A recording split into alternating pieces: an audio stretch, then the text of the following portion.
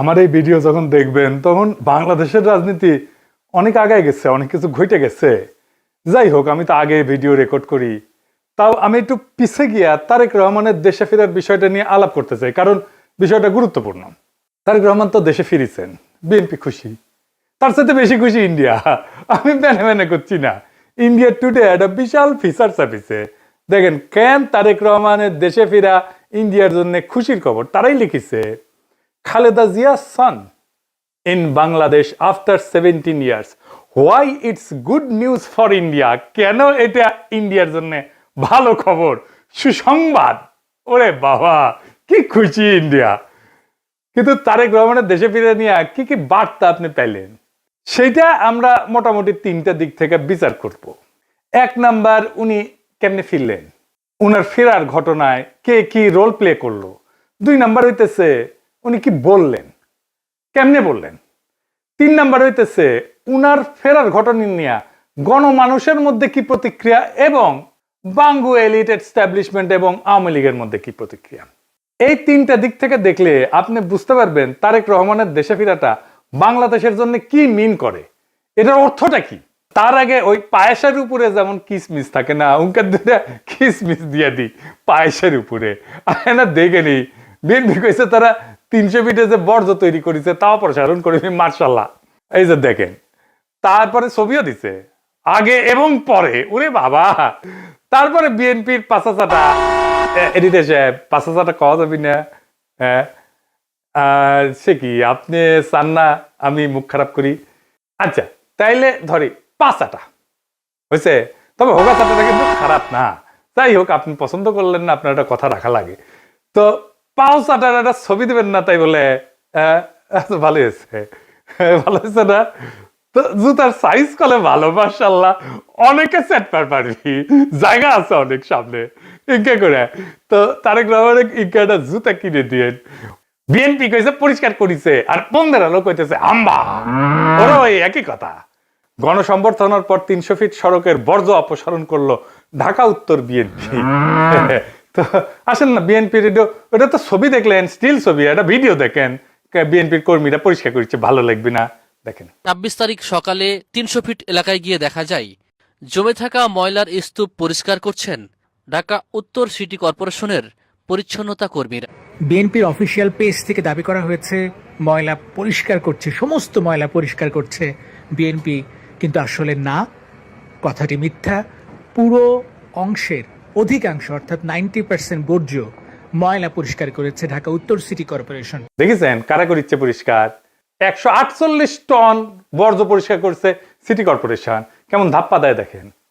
একটা জিনিস দেখবেন, আর একটা কিসমিস, পায়েসের উপরে কিসমিস, পায়েসের উপরে একটা কিসমিস দেওয়ার ছবি দেখার, এটা মিষ্টি দেখে এটা মনটা ভালো হবি। একটা জিনিস দেখেন, মিটিং শুরুর আগে স্টেজের সামনে বোতল ছুঁড়া T20 খেলিচ্ছে, দেখেছেন? কেউ থামাইতে পারতেছে না, পারলে নেতাদের মারে। বড় দল হয়ে করবে কি ওরা? নিজের দলে তো কোনো শৃঙ্খলা নাই, রাষ্ট্র চালাইবে, মিটিং সামলাইতে পারে না, তা আবার নিজের দলের মিটিং, তার নিজের দলের কর্মী তাদের। তো যাই হোক, আলোচনায় আসি। প্রথম পয়েন্ট, তারেক রহমান ফেরার ঘটনায় কে কি রোল প্লে করলো।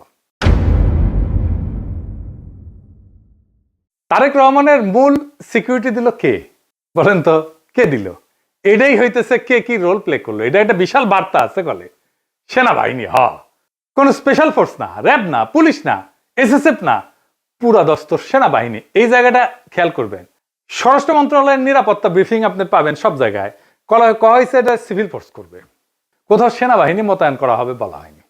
এটার দায়িত্ব ছিল ডিএমপির। দেখেন ডিএমপির ব্রিফিং দেখেন, 2000 পুলিশ সদস্য মোতায়েন থাকার কথা ছিল। পুলিশ দেখেছেন অল্প কিছু দেখতে পারেন, দেখেন নাই, মূলত চারিদিকে ঝাঁকে ঝাঁকে আর্মি। দেখেন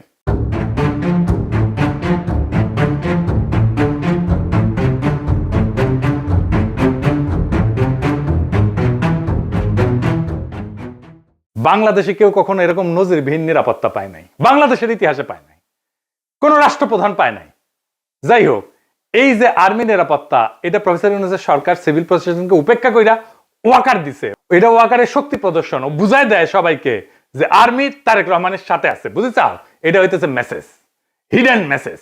তারেক রহমান বাংলাদেশের নেক্সট প্রাইম মিনিস্টার হওয়া কন্টেন্ডার, সন্দেহ নাই, হইতে পারবে কিনা সেইটা সন্দেহ আছে। তো ওই তো একাই কন্টেন্ডার না, তাই না? ওনার দলের কাছাকাছি সাংগঠনিক শক্তি নিয়ে প্রতিদ্বন্দ্বী রাজনৈতিক জোট দাঁড়াইতেছে, এমন একটা ভাব তৈরি করা হইতেছে তারেক রহমান না থাকলে বাংলাদেশ উচ্ছন্নে যাবে, উনিই পারবেন বাংলাদেশকে পথে আনতে। যাই হোক, আমরা পরের ইস্যুতে যাই। উনি কি বললেন, কেমনে বললেন, আমরা এই ইস্যুতে ফিরে আসব। কেন এরকম ধারণা তৈরি করা হয়েছে উনি নেক্সট প্রাইম মিনিস্টার এবং উনি দেশটাকে ঠিক করতে পারবেন? উনি বক্তৃতায় নিরাপদ জীবন, নিরাপত্তা, এই জীবন জিনিসটা বারবার উল্লেখ করছেন, 5 বার। একটি নিরাপদ বাংলাদেশ আমরা গড়ে তুলতে চাই। নিরাপদে ঘর থেকে বের হলে নিরাপদে ইনশাআল্লাহ ঘরে আবার ফিরে আসতে পারে। যে কোনো মূল্যে আমাদেরকে নিশ্চিত করতে হবে যাতে মানুষ নিরাপদ থাকতে পারে।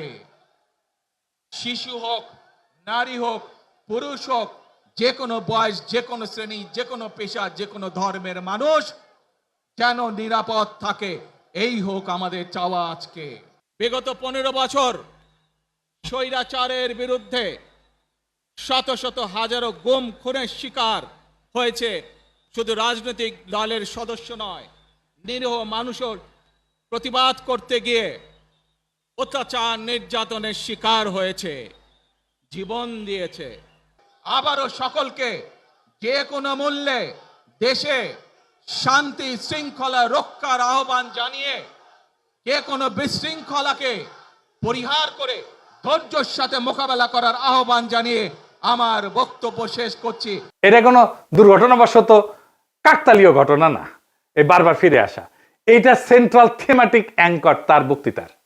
পুরা বক্তৃতায় ছড়ায় থাকা কোর মেসেজ। এটা শুধু একটা কথার কথা না, পুরা বক্তৃতার একটা নৈতিক ফ্রেম এই নিরাপত্তা, মানুষের নিরাপত্তা। ভাষণের প্রধান নরমাটিভ ক্লেম মানুষ যেন নিরাপদ থাকে। নরমাটিভ ক্লেম কারে কয় জানেন তো? জানেন অবশ্যই, তাও কই আর কি। নরমাটিভ ক্লেম বলতে বোঝায় এমন একটা বক্তব্য যে যা কি হওয়া উচিত, কি করা উচিত, বা কোনটা নৈতিকভাবে সঠিক বা ভুল, এই প্রশ্নগুলোর উত্তর দেয়। এটা কোনো বাস্তব বর্ণনা না, এটা মূল্যবোধ, নৈতিকতা এবং আদর্শ নিয়ে কথা বলে। নরমাটিভ ক্লেম সবসময় এরকম হওয়া উচিত টাইপের দাবি, এবং এই নরমাটিভ ক্লেমের বৈশিষ্ট্য সত্য মিথ্যা দিয়ে যাচাই করা যায় না। এটা নৈতিক, রাজনৈতিক বা সামাজিক মূল্যবোধ প্রকাশ করে। এইগুলো নীতি নির্ধারণে ব্যবহার করা হয়। এই শব্দটা উচিত, দরকার, ন্যায়সঙ্গত, অন্যায়, ভালো, মন্দ, এগুলো হইতেছে নরমাটিভ ক্লেম। যেমন ধরেন, আমি যদি বলি রাষ্ট্রের দায়িত্ব নাগরিকদের নিরাপত্তা নিশ্চিত করা, এটা নরমাটিভ ক্লেম, বুঝলাও? তারপরে ধরেন গুম খুনের বিচার হওয়া উচিত, এটা নরমাটিভ ক্লেম। সব মানুষের সমান অধিকার থাকা দরকার, এটা নরমাটিভ ক্লেম। কি হওয়া উচিত এটা বলতেছে। আবার দেখেন, এই নিরাপত্তা ইস্যুটাই আওয়ামী লেসপেন্সার নবনীতা কথাটাকে দইরা পারলে তারেক রহমান জিন্দাবাদ দেওয়া সিক্কুর দেওয়া ওঠে। দেখে যাও এত আরাম পেয়েছে কেন এই কথায়, পার বাকশালীরা কেন ফাল পারিচ্ছে জানেন? পরে আসিচ্ছি, সব একসাথে নিয়ে এইটা যখন এপিসোড যখন শেষ করবো তখন এটার উত্তরটা পাবেন। এই নিরাপত্তা কথাটা কেন নবনীতার এত পছন্দ, আওয়ামী লীগের এত পছন্দ, সেটা একটু বুঝে দেখে আসেন। এই নিরাপত্তা কথাটাই নবনীতার নেত্রীরা বাঁচাবে, আওয়ামী পান্ডাদের বাঁচাবে। এই নিরাপত্তা কথাটাই আর্মির দুর্বৃত্ত জেনারেলদের বাঁচাবে। উনি গুমের কথা বলছেন, কিন্তু কে করছে, কারা করছে সেটা বলেন নাই। তাদের বিচারের কথা বলেন নাই, 2024-এর শহীদের কথা বলেন নাই, এমনকি আবু সাইদ মুগ্ধর কথা বলেন নাই। উনি নিরাপত্তা সবার উপরে রাখছেন, শহীদদের উপরে রাখছেন। উনি হাসিনাকে ফ্যাসিস্ট পর্যন্ত বলেন নাই, স্বৈরাচার বলছেন। বিগত 15 বছর স্বৈরাচারের বিরুদ্ধে শত শত হাজারো গুম খুনের শিকার হয়েছে শুধু রাজনৈতিক দলের সদস্য নয়, নিরীহ মানুষের প্রতিবাদ করতে গিয়ে অত্যাচার নির্যাতনের শিকার হয়েছে, জীবন দিয়েছে। আমাদের সমাজের প্রথম রাজনৈতিক কর্তব্যটা কি এখন? দুইটা জিনিস তো, একটা হাসিনার অপরাধের বিচার, হাসিনার প্রশাসনের অপরাধের বিচার, নাম্বার 2 রাষ্ট্রের সংস্কার, তাই তো? আর তো কিছু না। কিন্তু উনি দুইটার কোনোটাও টাচ করলেন না। উনি নিরাপত্তা, মানুষের নিরাপদ জীবন দিয়ে ন্যায় বিচার, সংস্কার সবকিছু উড়াই দিলেন। তো তাইলে এই ভাষণ আমাদেরকে কোথায় নিয়ে যাচ্ছে? আমাদের এখন একটা সোজা প্রশ্ন তুলতে হবে যে রাজনৈতিক ভাষণের নিরাপত্তা যখন প্রধান ফ্রেম হয়ে ওঠে তখন ন্যায় বিচার কোথায় যায়, সংস্কার কোথায় যায়? এই প্রশ্নটা বুঝতে হইলে আগে একটা পার্থক্য বুঝতে হবে। আসেন সেটা বুঝে দেখি।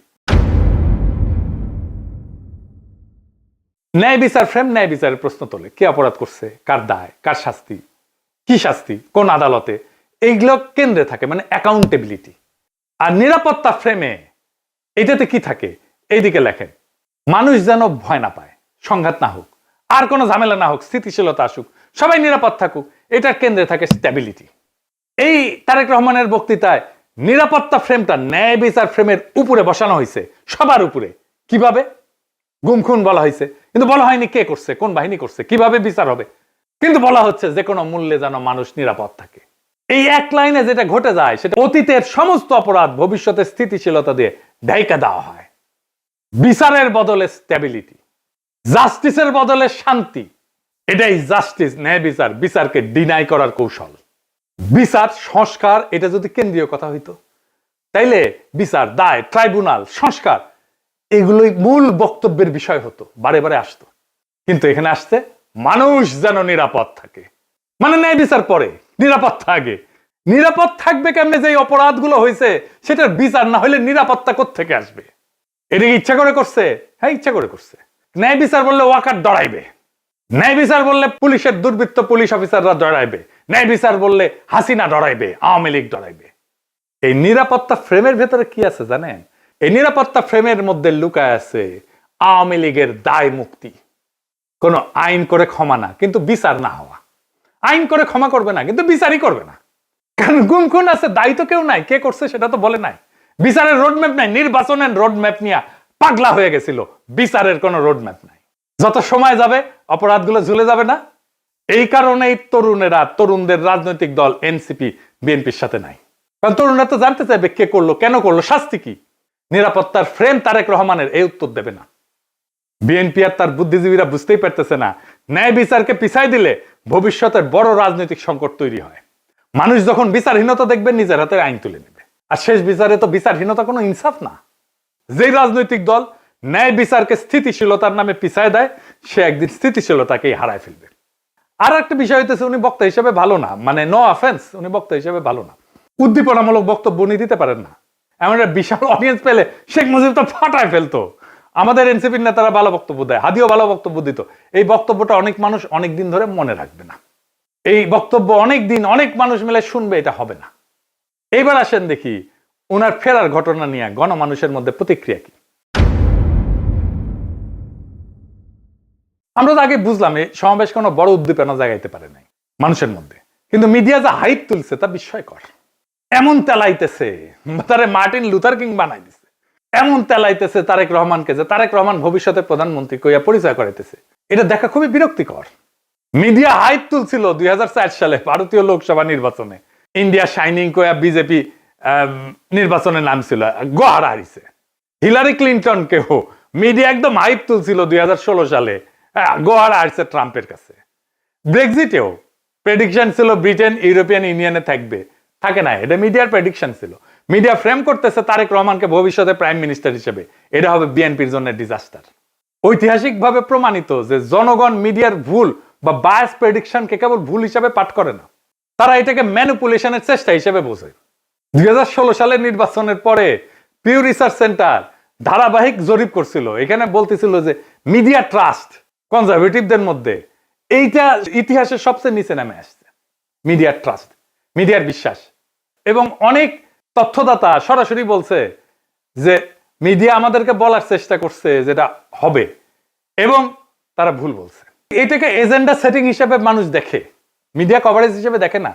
ফুকুয়েটারে বলছিল যখন জ্ঞান বর্ণনা না করে মিডিয়া নির্দেশ দিতে চায় জনগণকে, তখন তা ক্ষমতায় রূপ নেয়। তারা তারেক রহমানের ক্ষমতা তৈরি করতেছে, মিডিয়া ক্ষমতা, ভার্চুয়াল ক্ষমতা তৈরি করতেছে। আর হান্না আন্ড্রেড বলছিল যে এমন ক্ষমতা জনগণ নীরবে সহ্য করে না, সে প্রত্যাখ্যান করে। তাই বহু নির্বাচনে আমরা দেখি জনগণ ব্যালট ব্যবহার করে কেবল কোন প্রার্থীর বিরুদ্ধে না, ভবিষ্যতে আগেই লিখে রাখা মিডিয়া ন্যারেটিভের বিরুদ্ধে প্রতিশোধ নেয়।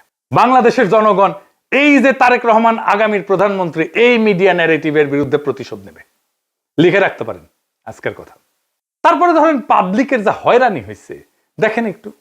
দেখেন কি পরিমাণ লোক এয়ারপোর্ট থেকে সবাই লাগেজ মাথায় করে কিন্তু বের হচ্ছে। দেখেন, আপনারা দেখলে অবাক হয়ে যাবেন যে শত শত না হাজার হাজার লোক আটকে পড়েছিল, যারা প্রবাস থেকে বাংলাদেশে আজকে আসছে বা কালকে রাত্রে যারা আসছে বের হয়ে যেতে পারছে, আজকে যারা আসছে সহজে কিন্তু সকালবেলা বের হতে পারে নাই।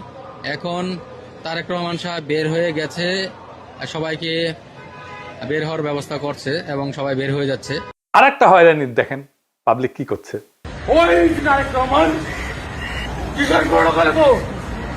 আপনি এগের যাত্রী কয়টা বাজছেন এখানে? আপনার অনুভূতি কি? মানে এই যে 2টা বাজে আসছেন, এখন 6টা বাজে। খারাপ লাগছে, মনে হচ্ছে লোকটারে পায়ে জুতা দিতে পারতাম। খুবই কান্না পাচ্ছে, খুবই কি বলবো, ভাষায় প্রকাশ করতে পারতেছি না। একদিকে তো অসুস্থ লোক আসছিলকে দেশের বাড়ি চিকিৎসা করার জন্য, তারপরে এই পরিস্থিতি, দুঃখ লাগতেছে যে আমরা আইছি বাইরে থেকে, আজকে শখ করে একটা গাড়ি নিয়ে আসছে আর এই গাড়ি আমার এয়ারপোর্টের মধ্যে ঢুকতে দিল না। আমি এইভাবে ঠেলিয়ে ঠেলে নিতেছি, এতে তো আমার কাছে ওইটাই মনে হয় যে আমরা মনে হয় যে অপরাধী করছি। তারেক রহমানকে যে বাংলাদেশের ত্রাতা হিসেবে দেখানো হইতেছে, বাঙ্গু সুশীলদের শিরোমণি মতিউর রহমান কইছে যে দেশে রাজনৈতিক শূন্যতা চলতেছে, তারেক রহমান আরো আগে আসলে ভালো হইতো, মানে এই শূন্যতা কাটতো। শুনেন, আমি ব্যক্তিগতভাবে এটা মনে করি যে দেশে একটা রাজনৈতিক শূন্যতা রয়েছে, চলছে, এটা একটা বিপজ্জনক। আমি সবসময় ভাবতাম বা এখনও মনে করি যে বিএনপির ভারপ্রাপ্ত চেয়ারম্যানের আর একটু আগে, বেশ একটু আগে যদি আসতে পারতেন, তাহলে এক্ষেত্রে হয়তো বিএনপি এবং দেশের মধ্যে একটা ভালো সুবিধাজনক অবস্থা তৈরি হতে পারত। তাকে বাংলাদেশের রাজনীতিতে অপরিহার্য প্রতীকে পরিণত করা হয়েছে। তারেক রহমানের রাজনৈতিক শক্তি যেদিন থেকে তারেক রহমানকে রাজনীতিতে অপরিহার্য প্রতীকে পরিণত করা হয়েছে, তারেক রহমানের রাজনৈতিক শক্তি সেদিনই শূন্য হয়ে গেছে। তারেক রহমানকে ছাড়া বিপ্লব হইল না একটা, ওনাকে ছাড়া তো, ওনাকে ছাড়া দেশ বাঁচবে না, রাষ্ট্র বাঁচবে না, এটা একটা কথা। জনগণের কোনো এজেন্সি নাই, যে নেতাকে অপরিহার্য বানানো হয় সে আর কোনো রাজনৈতিক অ্যাক্টর থাকে না, সে পরিণত হয় একটা স্থির মূর্তিতে যাকে সবাই রক্ষা করে কিন্তু কেউ চালাইতে চায় না। কারণ রাজনৈতিক অ্যাক্টর হওয়ার মানে হইল সিদ্ধান্ত নেওয়া, আর অপরিহার্য হওয়ার মানে হইল সিদ্ধান্ত এড়ায় যাওয়া। সিদ্ধান্ত মানেই ঝুঁকি, আর ঝুঁকি মানেই প্রতীকের ক্ষয়। তাই সেই নেতার চারপাশে এমন এক সুরক্ষা বলয় তৈরি করা হয় যেখানে প্রত্যেকটা সম্ভাব্য সিদ্ধান্ত আগে আটকায় যায়। সে কথা বলে সাবধানে, নড়ে অনুমতি নিয়া, কার্যত উন্নতের সিদ্ধান্তের বাহক হইয়া ওঠে। আর সে ব্যর্থতার দায় নিতে পারে না, কারণ দায় নেওয়া মানেই তো মানুষের কাতারে নামায় না, সেই প্রতীক ভেঙে যাওয়া, যে অপরিহার্য ফ্রেম তৈরি করা হয়েছে, এই ন্যারেটিভ ভেঙে যায়। ফলে রাজনীতি ব্যক্তির হাত ধরে আগায় না, ওই ব্যক্তিকে ঘিরে জমে থাকে, জমাট হইয়া থাকে। তারেক রহমান কোনো সিদ্ধান্ত নিতে পারতেছে না, আমি দেখাই দেবো সিদ্ধান্ত নিতে পারতেছে না, ওটা আমি দেখাই দেবো এই কয়েকদিনের মধ্যেই। এই অবস্থায় নেতার উপস্থিতি শক্তির চিহ্ন না, বরং স্থবিরতার প্রমাণ। অপরিহার্য নেতা মানে শক্তিশালী নেতা না, অপরিহার্য নেতা মানে এমন একজন যাকে ব্যবহার করা যায় না, শুধু পাহারা দেওয়া যায়। তাই দেখতেছেন না, খালি পাহারা আর পাহারা, নজিরবিহীন পাহারা। এত পাহারা বাংলাদেশের ইতিহাসে কেউ পায় নাই। উনি কিচ্ছু করতে পারবেন না, রাজনীতি তো দূর কি বাদ, কিছুই করতে পারবেন না। আর বড় দল কিন্তু চিপসের প্যাকেটের মতো বেশিরভাগই বাতাস, মিচিয়ানা চিপস। দলের প্রধান নেতা আসবে, মির্জা ফখরুল বলল তারেক রহমান যেদিন আসবে সেদিন দেশ যেন কাঁপে ওঠে, কাঁপুনি দেবে। আমি আপনাদেরকে জানাতে চাই, নেতা যেদিন আমাদের আসবেন, যেদিন বাংলাদেশে পা দেবেন, সেদিন যেন সমগ্র বাংলাদেশ কেঁপে উঠে। বন্ধুগণ, এই কাপাকাপি করতে গিয়া একটা প্রোগ্রাম নিছে, পঙ্গু হাসপাতালে আহত জুলাই যোদ্ধাদের দেখতে যাবে তারেক রহমান। আসার পরে দেখা গেল পঙ্গু হাসপাতালে জুলাই যোদ্ধা নাই, একজনও নাই। এটা কারোই মাথায় আসেনি, তারেক রহমানেরও মাথায় আসেনি যে ওখানে আসলে কেউ আছে। 3টা না 4টা প্রোগ্রাম তো কয়দিনে, তাই না? এতদিন ধরে প্রস্তুতি নিচ্ছে। আচ্ছা, জুলাই যোদ্ধা কে কে আছে? উনি গেলে কোন ওয়ার্ডে যাবেন, কার সাথে দেখা করবেন, কি নিয়ে যাবেন, কোনো পরিকল্পনা নাই। এই হইতেছে রাষ্ট্র ক্ষমতায় যাবে যে দল, সেই দশের প্ল্যানিং দেখেন। রাজনীতি আগাইলো, ওনারা তো কাঁপাইতে চাইতেছেন, রাজনীতি করতে চাইতেছেন না, স্পেকটাকাল দেখাইতে চাইতেছেন। পলিটিক্যাল লিডারের স্পেকটাকাল হইতেছে তার বক্তৃতা, তার রাজনীতি। কত লোক দেখতে আসছে জনসভায়, কত লোক হাজির হয়েছে, এটা স্পেকটাকাল না। কাঁপায় দিছে কিনা, এটা পলিটিক্যাল স্পেকটাকাল না। আর পাবলিক সাফারিংস, এইটার জন্য কি পাবলিক সাফারিংস হয়েছে? তাহলে ফাইনালি ওনার যে এই হোম কামিং, দেশে ফিরে আসা, এর পিছনে আসলে কি? এইটা হইতেছে এক ত্রিভুজ প্রেমের লম্বা কাহিনী। ত্রিভুজ প্রেম করলে এটা ঠিক জমে না, অন্য কিছু কইলে ভালো হইতো, আর একটু দুষ্টু কথা কইলে ভালো হইতো, আমি আর কইব না ওইটা। তো যাই হোক, বুঝাই দিয়েছেন কি কইতে চাইতেছি আর কি, বুঝছাও তো। মানে ত্রিভুজ প্রেমে তো একজনের ছেঁকা খাইতে হয়, এটি না, এটি 3জনই মজা পায় আর কি, বুঝছাও। তো যাই হোক, তো এই ত্রিভুজ প্রেমের 3 অ্যাক্টর হইতেছে ওয়াকার, এডিটর সাহেব, এটা ত্রিভুজ আকার, এটা ওয়াকার একদিকে বিএনপি আর ইন্ডিয়া। ওয়াকার আর দুর্বৃত্ত জেনারেলের লাগবে গুমের বিচার থেকে বাঁচা, ইন্ডিয়ার লাগবে আগের জমিদারি ফিরে পাওয়া, আর বিএনপির লাগবে ক্ষমতা। এই 3 শক্তি এক হইছে, একজনকে আর একজনের লাগবে। ওয়াকারের বিএনপি আর ইন্ডিয়াকে লাগবে, বিএনপির ওয়াকার আর ইন্ডিয়াকে লাগবে, আর ইন্ডিয়ার ওয়াকার আর বিএনপিকে লাগবে। কি মজা! এইটাই হইতেছে বন্দোবস্ত, এদের মধ্যে বন্দোবস্ত হয়ে গেছে। ইন্ডিয়া আনন্দবাজারে রিপোর্ট করে ইঙ্গিত দিছে আমরা আছি তারেক রহমানের সাথে, ওয়াকার শক্তি দিয়ে ইঙ্গিত দিছে আমরা আছি তারেক রহমানের সাথে, তারেক রহমান বক্তৃতা দিয়ে ইঙ্গিত দিছে আমরা আছি তোমাদের সাথে। শান্তি আর শান্তি, নিরাপত্তা, এর বাইরে আর কিছু হবে না। গুমের বিচার হবে না, সংস্কার হবে না, কিসের ভাল। আর আওয়ামী লীগ নমনেতাদের দিয়ে বার্তা দিছে। শুধু তাই না, এই যে দেখেন আশরাফুল আলম খোকন, হাসিনার পিএস, কি বলে দেখছেন? তারা বলে তারা বিএনপির পাশে দাঁড়াইছে। আবার দেখেন আরেকজন, দেখেন আওয়ামী লীগ, তার প্রোফাইল পিকচার দেখেছেন? হ্যাঁ, সঞ্জিদা খাতুনের ছবি দিছে, তা সেরা ছবিটা দিছে, দুঃখ ভাব একটু, বুঝছাও তো। ওই কয় যে গরু দুধ দেয় তার নাকি লাথি খাওয়া যায়, মানে বিএনপি দুধ দিচ্ছে এখন। বিএনপির আবার দুধও আছে। না আছে তো, না আছে আছে, সত্যি আছে, আমি মিছা কথা কইতেছি না, আমি দুষ্টামি করিছি না। বিএনপির দুধু আছে, আসলেই আছে। এই যে দেখেন বিএনপির দুধু, দেখি বিএনপির দুধু আছে, তো বিএনপির দুধু দিয়ে দিছে আওয়ামী লীগকে।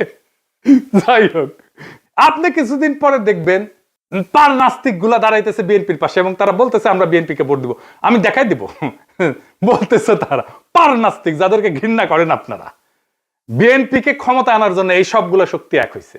কেন্দ্র দখল করবে, প্রশাসনকে কাজে লাগায়, পুলিশকে কাজে লাগায়, গুন্ডা আর হুন্ডা দিয়ে নির্বাচন হবে, আর্মি বসে থাকবে, অথবা আর্মিও পিটাবে পাবলিককে, ব্যালট বাক্স লুট হবে। আওয়ামী লীগের পুরো সংগঠন বিএনপির জন্য কাজ করবে, টাকা আসবে, খালি টাকা আর টাকা, লুট করা টাকা ফেরত আসবে কিছু।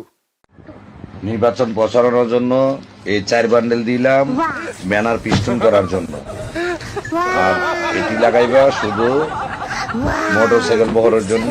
মোটরসাইকেল নিয়ে আসবা 7টা, ঠিক আছে, দেখে নিয়ে আসবা। আর এটি রাখো শুধু নির্বাচনের দিন চা সিগারেট খাওয়াইবা মানুষকে। আর এই 7-8 বান্ডেল যেটি আছে, সকালবেলা সীসা খাইবা, হ্যাঁ সীসা খাইবা বৈশা। আমি পাস করবো না, সমস্যা নেই। সেই টাকা বিএনপি নির্বাচনের জন্য কাজে লাগবে। এই জন্য খোদা বক্সকে সরাই দিছে প্রফেসর ইউনূসের সরকার। প্রশাসন, পুলিশ, জেনারেলরা মাথায় রাখেন, এই নির্বাচন আমাদের আজাদির নির্বাচন। সংসদের কাজ রাষ্ট্রে ইনসাফ কায়েম করা। আমার আগের ভিডিওটা দেখে নিয়েন, বিস্তারিত আলাপ করছি কিভাবে সংসদ আইন তৈরির মাধ্যমে সমাজের মাঝে থাকা ইনসাফের ধারণা রাষ্ট্রের আইনের মধ্যে ঢুকে দেয়। রাষ্ট্রকে ইনসাফমুখী করে তোলে সংসদ। এই ইনসাফের রাষ্ট্রই আমাদের আজাদির দিকে নিয়ে যায়। আমাদের প্রত্যেকটা ভোটকে আমাদের মাঠে রক্ষা করতে হবে।